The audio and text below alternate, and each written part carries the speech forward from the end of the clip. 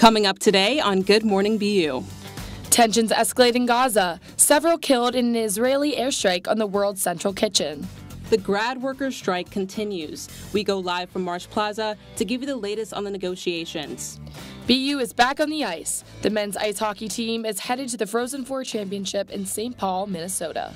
Advocacy on Capitol Hill. GMBU catches up with one BU student who continues to fight one of the biggest battles of her life. And get your sunglasses ready. We take a look at what to expect for the first total solar eclipse in 7 years. Live from Studio West in the College of Communication, Good Morning BU starts right now. Welcome to Good Morning BU. I'm Kara Mim. And I'm Lainey Broussard. And on Fridays, we wear pink here at GMBU, yeah, we do. Apparently. The energy is high here in studio, so we're going to go ahead and jump right into today's stories. Israel's military claims to have mistakenly killed 7 people working for the World Central Kitchen in Gaza airstrike. Nearly 6 months into Israel's invasion into Gaza, this statement released by Israel's prime minister on Tuesday has now increased international pressure for steps to call a ceasefire. Citizens of Australia, Great Britain, Poland, and a dual citizen of the U.S. and Canada were all killed in the strike. Since then, the U.S. and several other allies have called for explanations amid global condemnation. The United Nations reports that nearly 200 humanitarian workers have been killed in Gaza since October. Last week, Christians protested near the government center to honor Palestinians and call for a ceasefire. Our faith demands a permanent ceasefire now. We're also calling for unfettered aid to Gaza, for an end to military funding in Israel, and a return of all the prisoners and hostages. Because we value life made in God's image, and we need the violence in Palestine to end, and for the hostages in Israel to come back. In other international news, Taiwan suffers its strongest earthquake in 25 years. The natural disaster struck offshore at 8 a.m. on Wednesday and produced a magnitude of 7.4. There were 9 casualties and more than 900 injured, despite the efforts of emergency workers. Almost all power has been restored in Taiwan as officials continue to assess damages. Over in Haiti, unrelenting gang violence has caused more than 53,000 people to flee the nation's capital over the past 3 weeks. Gunmen burned down police stations, opened fire on Haiti's main airport, and released more than 4,000 inmates from Haiti's 2 biggest prisons. As a result, the United Nations says that 60% of people are fleeing to the southern region of Haiti. Haiti currently awaits the establishment of a transitional council to choose a new prime minister that will hopefully restore the state of government. Kenyan public hospital doctors rejected a government offer Tuesday aimed to end a 3-week-long strike that has severely halted health services. The strike, initiated by a union of over 7,000 Kenyan medical practitioners, pharmacists, and dentists, tackles poor pay and working conditions. The union voiced deep dissatisfaction with the Kenyan government's request to end the strike, saying that it did not have legally binding commitments. The strike is set to continue until negotiations are successful. Following up on the collapse of the Baltimore Bridge last week, crews are working on a 3rd temporary shipping channel. The destruction of the Francis Scott Key Bridge has caused a disruption in marine traffic, blocking the port's main shipping passageway. The opening of 2 other channels on Monday and Tuesday has allowed certain vessels to bypass the remaining wreckage. The new opening will allow the passing of larger vessels and will restore the exchange of commerce. America may be divided, but our core American values aren't. A poll conducted by the Associated Press found that Americans might have more in common than they think in regards to what it means to be an American.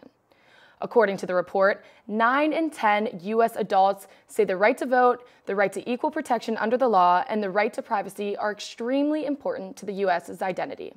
The report also finds that 3/4 of U.S. adults agree that a democratically elected government is vital, and about 8 in 10 think the same thing about the ability of U.S. citizens to achieve the American dream. The overall results have only small differences between Democrats and Republicans. This is a striking find as it comes at a time of extreme political divide. Wisconsin Governor Tony Evers vetoed a bill Tuesday that would ban transgender high school athletes from competing on teams that align with their gender identity. Evers has promised to be the Democratic voice to veto the bill since the Republican-controlled legislature introduced it.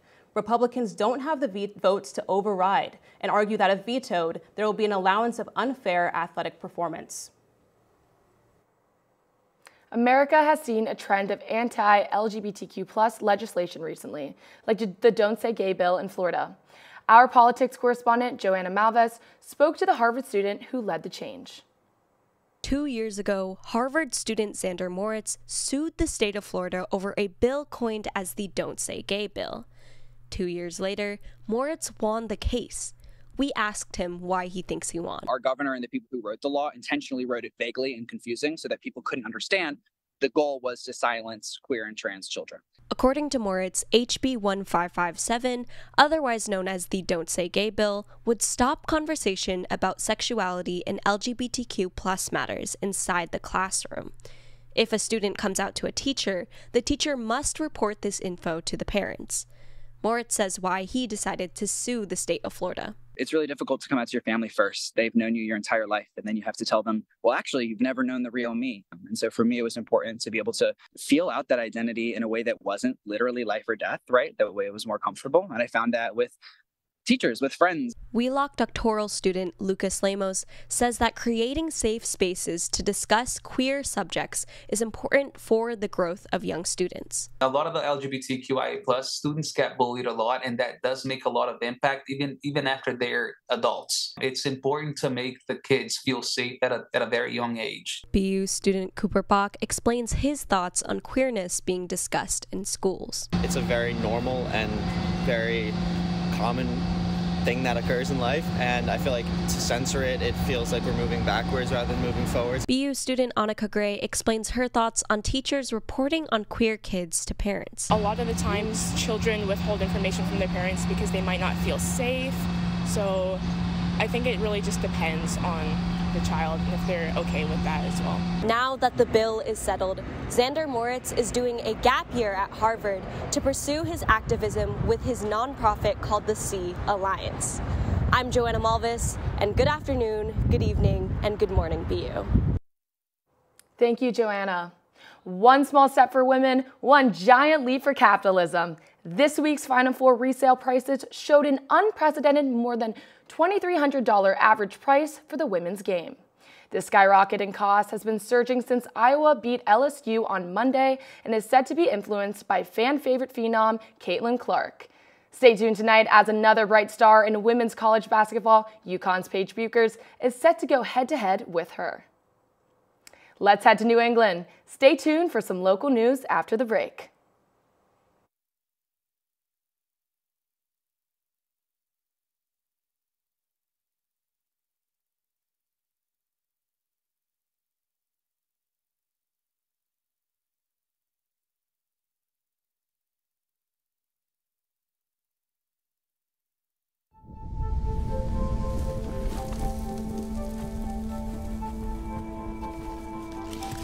Marie smoked 12,000 packs of cigarettes over 15 years.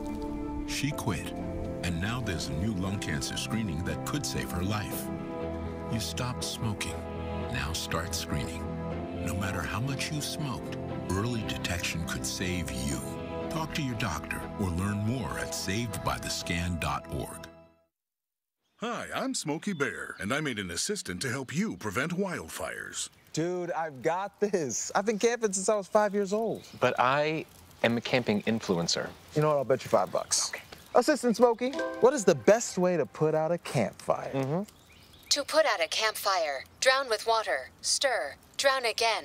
Then make sure the fire is out cold by feeling with the back of your hand. Wait, really? I'll take the $5. Last week, Brandon met a girl on a dating app. One day after work, he finally found the courage to ask her out. No answer. He started to panic. Was he being too pushy? Maybe it was too... Hey, sorry I didn't respond. I was driving. I would love to go on a date. How does tonight sound? Brandon tried to play it cool, but inside he knew. A girl so smart, so responsible. She must be a keeper. Welcome back. continuing coverage on a Boston milestone. Richard Slayman is the first patient to receive a kidney from a genetically modified pig. This procedure was performed at Massachusetts General Hospital 2 weeks ago, and Slayman was discharged on Wednesday. The procedure's success gives patients on the kidney transplant list another option. More clinical trials must be studied before this becomes a common surgery. Governor Maura Healey plans to pause hiring in parts of the state government until the end of the fiscal year in June.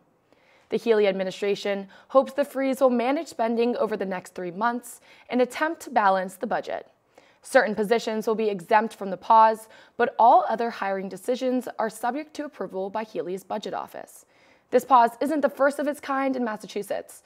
Former Governor Charlie Baker also implemented a hiring freeze the day after being sworn in. In other Healey news, the governor's mass pardon was unanimously approved by the Governor's Council on Wednesday. This will grant official forgiveness to any individual with misdemeanor cannabis convictions. Healey announced her plans for this pardon on March 13th, describing it as a nation-leading decision. Under the Massachusetts Constitution, subject to approval by the Governor's Council, to pardon all misdemeanor convictions for marijuana possession on record in our state. This will make Massachusetts the first state to issue a blanket pardon for simple cannabis possession offenses. Find your sunglasses, because for the first time since 2017, a solar eclipse can be seen in its totality across the country. On Monday, April 8th, Boston will experience an almost 93% eclipse. The entire passage in front of the sun will last around 2.5 hours, with a peak eclipse occurring around 3:29 p.m. Another visible solar eclipse in the U.S. won't occur for more than 20 years, so be sure to catch this one if you can. Now for a weather update. A nor'easter continues to strengthen in the Boston area, seeing strong gusts of wind and rain. I know I saw some umbrellas breaking out in Calm Ave yesterday. We'll also expect to see accumulations of 4 inches to a foot of snow throughout today in northern New England. And grab your coats, because temperatures will be dropping later and roads will likely freeze over, making it difficult to travel across southern Vermont and New Hampshire. But don't worry, thankfully, next week seems to show a sunnier and warmer forecast. And with sunny weather headed our way, it's the bees' time to shine. Here's lifestyle correspondent Andrew DiBiasio on BU's environment. Springtime is here, where pollen is high and the Kleenex supply is low. The Center for Disease Control recorded that nearly 1 in 3 U.S. adults reported having a seasonal allergy in 2021. Richard Premack, a professor of biology at Boston University, says there is a buzzing misconception behind those allergies, and it doesn't start with bees. These pollen grains have proteins on their surfaces which help them to germinate once they land on an appropriate surface. And so when we get these pollen grains in our nose, because the pollen is just in the air, it's just in the air like dust.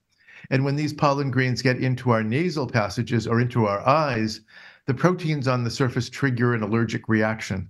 Jackson Watts, the president of BU Beekeeping Club, says that bees are the friends that help springtime flourish, and the club's mission is to protect them. Bees are not something that you should be afraid of, and that they're a necessary part of the ecosystem. And also just creating more green spaces on campus, and having just more environmentalism within the culture at BU. Watts has learned to enjoy a bee's valuable company and uses his own experiences to encourage others to do the same. Absolutely, you shouldn't be afraid of bees. There's no reason for that. How can you, as a human adult, be afraid of a bee? That doesn't make sense. We need pollen. That's how everything happens, is pollination. It's a necessary function. So just take some Benadryl, chill out, and enjoy the bees. Now, while the bees may not be the direct cause for your seasonal allergies, locally produced honey can help reduce that sensitivity. And you can observe the bees that make that honey at Fenway's Victory Gardens or right here at Hall's Pond. Reporting for GMBU, I'm Andrew DiBiasio. Thanks, Andrew. Who could forget the adorable furry face that graced our screens in a 2018 viral video? Spencer, otherwise known as the Boston Marathon dog, has been immortalized in a new statue along the marathon route in Ashland. The statue is in honor of Spencer since his unfortunate passing last February. But for repeating marathon runners, don't fret, as Spencer's owner is training dog Jimmy to take over Spencer's space at this year's Boston Marathon. In other news, longtime Red Sox president Larry Lucchino died Tuesday at 78 years old. Lucchino is best known as the Red Sox president and CEO for almost 15 years. He led the Sox to 3 World Series wins after success working with the Baltimore Orioles and San Diego Padres. Lucchino helped revamp the Fenway Park, which will open its doors Tuesday for the first time this season. Good luck to the Sox, who will play at 2 against the Orioles. And after the break, we'll hone in on the Haps at BU. Stay tuned. Multiple studies have shown that marijuana can slow both driver reaction and response time, which can be really dangerous. He's here. He's here. Wait. What? I can't drive. Why? My. Oh.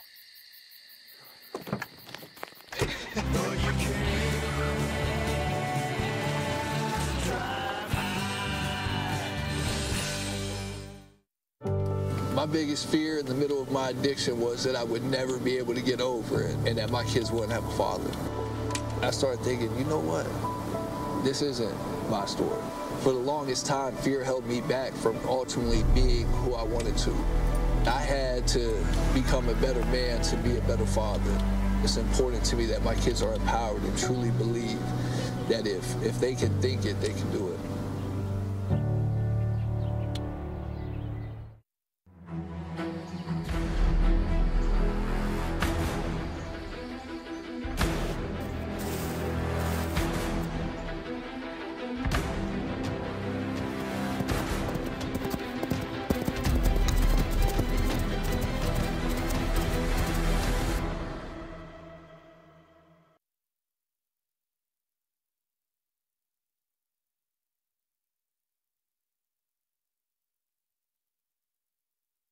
Welcome back. With news closer to campus, BU College of Communication writing professor Tinker Reddy is under investigation for alleged discriminatory comments following a complaint filed by a student. Reddy has been placed on paid administrative leave, though it's not verified if this is directly connected to the investigation. The complaint alleges that Reddy made insensitive remarks about non-native English-speaking students, including accusations of AI assistance in their work. COM has yet to make a comment, but has reaffirmed a commitment to providing a supportive environment for students. Currently, Reddy remains on BU's summer registry for COM 201. Another year, another successful BU Giving Day, raising almost $4 million. BU had more than 11,000 donors from around the world who contributed to the fundings of athletics, organizations, and colleges across campus. The schools and colleges with the most success were the College of Arts and Science, BU Academy, and School of Law. On the program side, varsity athletics, club sports, and student life amassed the most money. And following up on the grad strike story from last week, BU grad students still have requests. Here's our very own Akua Deval live from Marsh Plaza. Hi, Kara. Today marks the 12th day of the BU Graduate Student Workers Union strike here at Marsh Plaza. The strike started at 10 a.m., so more people are expected to come throughout the day. Today, graduate workers will receive their first paycheck since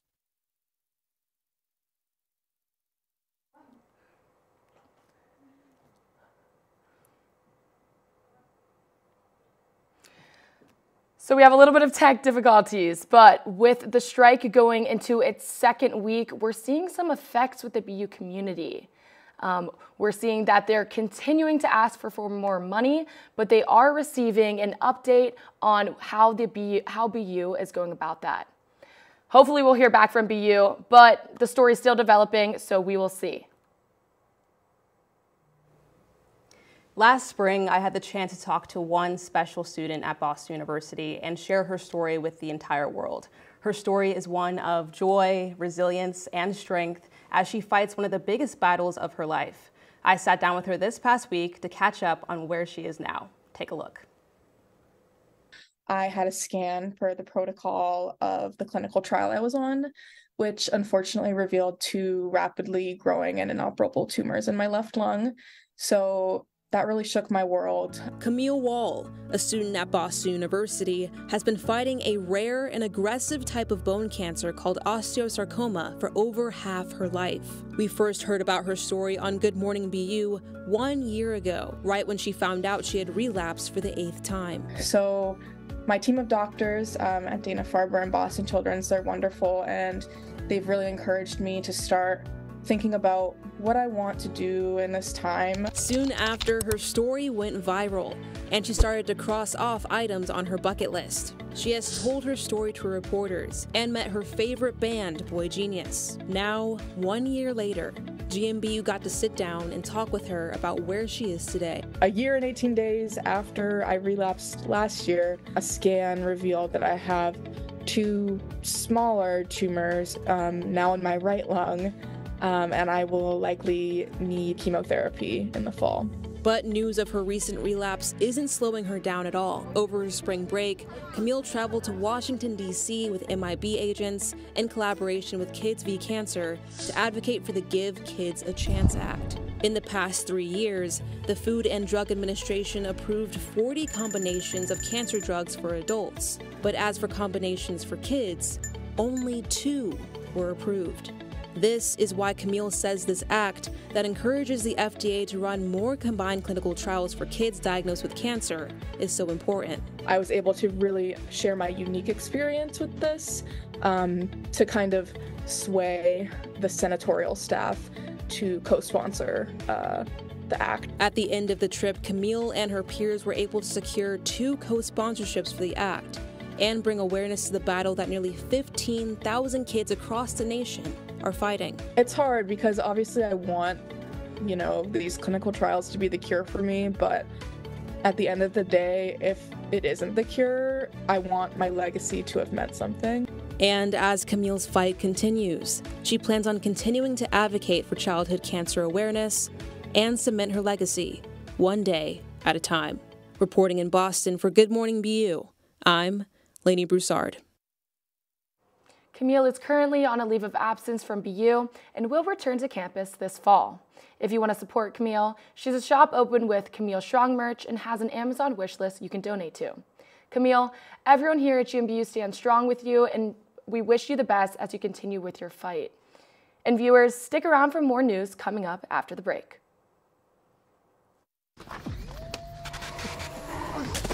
Multiple studies have shown that marijuana can slow both driver reaction and response time, which can be really dangerous.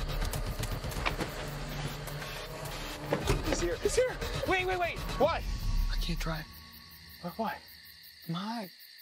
Oh.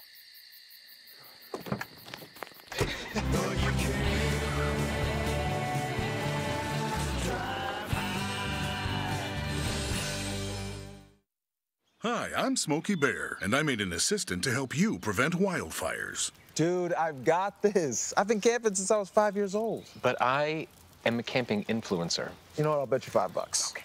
Assistant Smokey, what is the best way to put out a campfire? To put out a campfire, drown with water, stir, drown again. Then make sure the fire is out cold by feeling with the back of your hand. Wait, really? I'll take the $5. Welcome back. After a big weekend of wins at the Sioux Falls Regional, the men's hockey team is headed to the Frozen Four Championship in St. Paul, Minnesota. Our sports correspondent Allison DeWitt stopped by practice yesterday to ask forward Shane LaChance about his mindset heading into the final weekend of the season. I think it's just enjoy the moment. It's obviously our whole team's dream is to win a national championship ever since we were little. So I think it's just enjoy the moment. This doesn't happen for everybody, and just see where it takes us. Well, clearly Shane is excited for the Frozen Four, but what about the fans? We've got the president of the Dog Pound, Aaron Fox, here. Hi, Aaron. Welcome to the show. Thank you for having me. Of course. So the Dog Pound went to the Frozen Four last year. Your guys are making the trip again this year. What should fans going for the first time expect? Yeah, I think going for the first time to Minnesota is a big deal, especially I think it's some of our first trip to like a national tournament, obviously. It's going to be different than what we're used to at Aganis, and obviously at TD Garden. We're used to more of like a home crowd there, and I think this is obviously a more neutral site, and we're closer to Denver than we are to Boston, being in Minnesota. So I just hope the fans that are there are the most passionate of the group, and that we're as loud and rowdy as we can be. In these past 2 years, Terrier fans have really been spoiled with 2 championship runs. What does being a BU fan mean to you? Yeah, I think being a BU fan, especially at this time, is it feels like there's an opportunity in front of us. We haven't had a national championship here since 2009. It's been a while since I think like this generation of BU fans, we haven't seen a natty win yet. So there's an opportunity here for us to bring something home. I think not just for the team, but for like the entire student culture here on campus. It's a big deal. Awesome. And Yeah. for fans back here in Boston who can't make the trip, how can they watch the game? Stay tuned. Check Dog Pound socials. I think we're going to try to get a watch party organized for those of us that aren't going to Minnesota. And obviously the game is streaming. It'll probably be on at like every bar in Boston. So find a place to hole up and watch. Thank you, Aaron. So like he said, the game will be available on ESPN2 for those looking to have their own watch party. Lainey, back to you. Oh, how did this get here? I don't know, TV magic maybe, I don't know. Thanks, Allison. After break, our campus correspondent, Akua DeVal, shares some Earth Month festivities. Hi, I'm Smokey Bear, and I made an assistant to help you prevent wildfires. Dude, I've got this. I've been camping since I was 5 years old. But I am a camping influencer. You know what? I'll bet you $5. Okay. Assistant Smokey, what is the best way to put out a campfire? To put out a campfire, drown with water, stir, drown again. Then make sure the fire is out cold by feeling with the back of your hand. Wait, really? I'll take the $5. Last week, Brandon met a girl on a dating app. One day after work, he finally found the courage to ask her out. No answer. He started to panic. Was he being too pushy? Maybe it was too... Hey, sorry I didn't respond. I was driving. I would love to go on a date. How does tonight sound? Brandon tried to play it cool, but inside he knew. A girl so smart, so responsible. She must be a keeper. Welcome back. And the scraps to scrumptious. Here's Akua with a BU workshop all about food. Working with some of our students to run the Weigh the Waste events, which are Eggs, cheese, and pesto were just some of the ingredients used in the event called Scraps to Scrumptious, a cooking demo hosted by BU's Food Studies program on April 2nd at the Fuller Building. The department teamed up with BU Dining Services for Earth Month to offer taste tests and lessons to make mashed potato nochi for attendees, while also teaching them how to turn common food scraps into nutritious meals. BU Food Studies Program Manager Katie Duckworth says she hopes guests take the lessons they learned at the event into their homes. I think a lot of people can be intimidated on how to cook like outside the box, or like when they don't have a recipe. So to have a chef come in and be like, here's a recipe you can follow, and like you can adapt it with other types of waste. But I think it gives people a really approachable way to apply these tactics in their own lives. Attendees like Helen Flagg says the lesson makes her value her food more. To me, I was really the most interested in this event is repurposing your food, like your leftovers or your ugly vegetables or stuff that you normally would throw away as waste. The U.S. Department of Agriculture says that almost 40% of all food produced goes to waste. BU's Food Studies program's actions to raise environmental awareness won't end after Earth Month, as they plan to hold classes this summer about mitigating food waste. For GMBU, I'm Akua DeVal. Thanks, Akua. All that food looked absolutely delicious. Yeah, and shout out to my mom. I need to get better at cooking, so maybe I should go to that program. I feel that. For sure. And that's going to do it here this week at Good Morning BU. But before we go, we'd like to give a huge shout out to both our sports correspondents, Allison and Alexa Podolsky, who are traveling with the men's hockey team to the Frozen Four. Have fun and stay warm in Minnesota. From all of us here on the GMBU team, thank you so much for watching. I'm Kara Mim. And I'm Lainey Broussard. Stay safe and warm, and have a great weekend.